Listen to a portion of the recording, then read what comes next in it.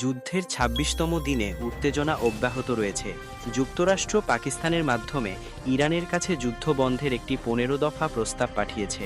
তবে তেহরান এই প্রস্তাবকে অত্যন্ত সর্বোচ্চবাদী ও অযৌক্তিক বলে প্রত্যাখ্যান করেছে এবং এটিকে বিভ্রান্তিকর হিসেবে বর্ণনা করেছে। ইরানের পাল্টা শর্ত।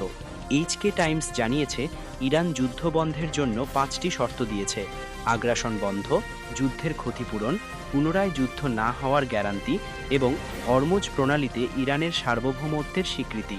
হতাহতের চিত্র। যুদ্ধ শুরুর পর থেকে ইরানে এখনও পর্যন্ত ১,৭৫০ জনের বেশি মানুষ নিহত হয়েছে। এর মধ্যে অন্তত ১,৪৫৫ জন বেসামরিক, যাদের মধ্যে ২১৭ জন শিশু রয়েছে। হরমুজ প্রণালী সংকট। ইরান হরমুজ প্রণালী কার্যত বন্ধ রেখেছে, যার ফলে বৈশ্বিক জ্বালানি সরবরাহ মারাত্মকভাবে ব্যাহত হচ্ছে। জাতিসংঘ মহাসচিব বলেছেন, এই বন্ধের ফলে বৈশ্বিক সার চলাচলও ক্ষতিগ্রস্ত